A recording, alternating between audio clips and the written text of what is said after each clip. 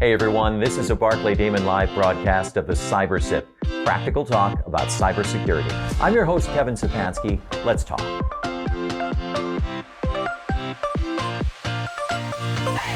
Hey everyone, welcome back. In today's episode, I want to talk to you about a wire fraud scam targeting lawyers.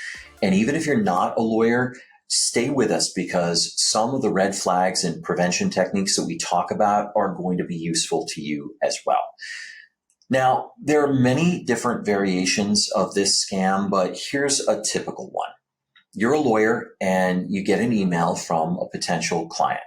Client may be out of state or even out of the country. Client wants to retain you to represent it in a contract, debt collection, or even a personal injury case.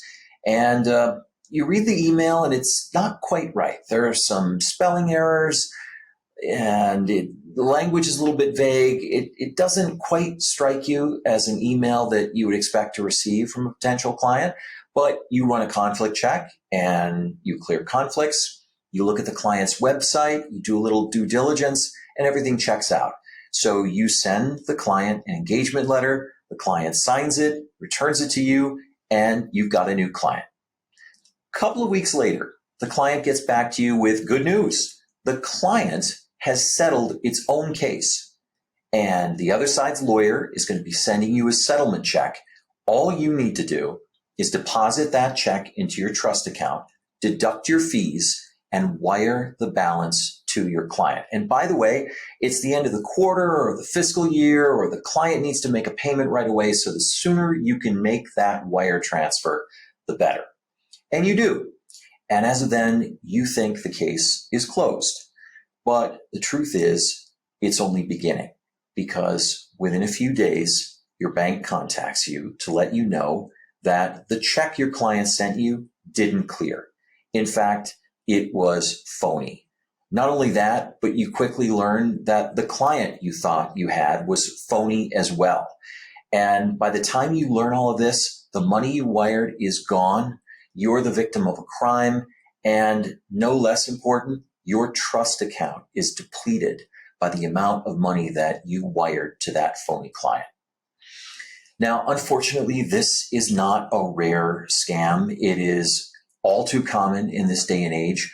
Lawyers fall prey to it all the time. And I think that's because these scam artists take advantage of a lawyer's trust and sense of duty and fidelity to the lawyer's client. So what can we do to prevent this scam from affecting you?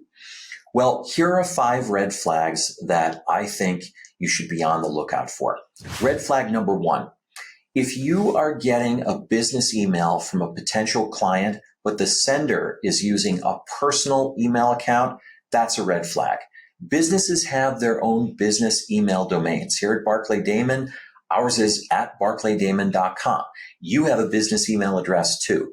So if a legitimate business is sending you emails from a personal email account, that's something you need to watch out for. Red flag number 2, generic greetings. Very often the threat actor will use a greeting like hi or hello or even dear counselor. And the reason for that is that the con artist needs to send this email out to thousands of different lawyers. So he can't be specific. If you get an email with an informal greeting like hi, hello, or dear sir/madam, it's a red flag that you need to pay attention to. Red flag number 3, grammatical errors. We all make mistakes, but con artists tend to make more than most because many of them are working quickly and some of them are not native English speakers. So if you get an email of a few paragraphs that's got more than 1 or 2 grammatical mistakes, that's a red flag you need to pay attention to. Red flag number 4 is vague language. So let's say you're getting an email and the email talks about your jurisdiction or your state without mentioning your state by name. That's a red flag because if a client's reaching out to you, the client knows where its case is pending and the client knows where your office is.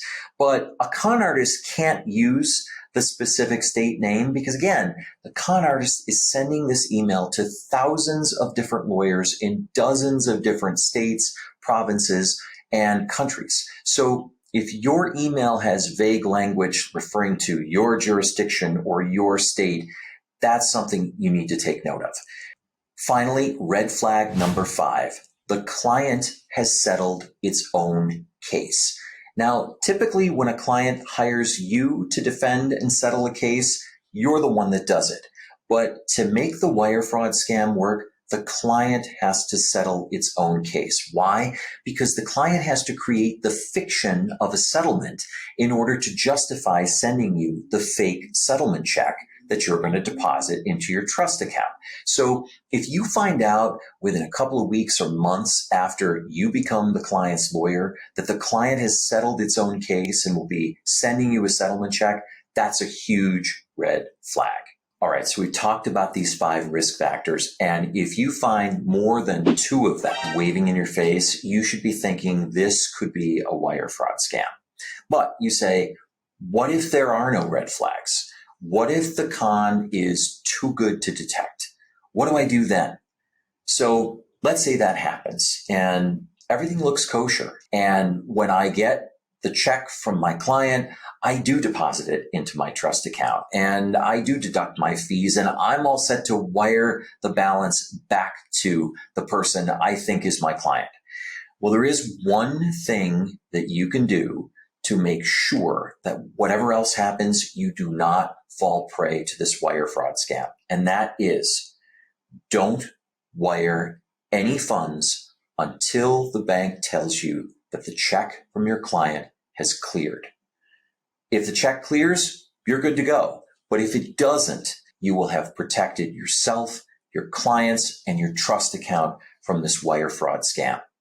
I hope you found this episode helpful. If you have any thoughts or questions, hit me up in the comments below. I'd love to hear about your experiences because I think we're all in this together. And if we can share this information with each other, we can better protect ourselves and our legal industry from wire fraud scams and any other kind of scams that befall us in this day and age of cybercrime. So thanks so much for joining us, and I will be back soon with another episode.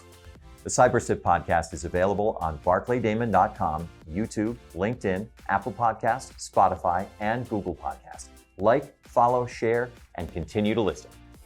This material is for informational purposes only and does not constitute legal advice or a legal opinion. No attorney-client relationship has been established or implied. Thanks for listening.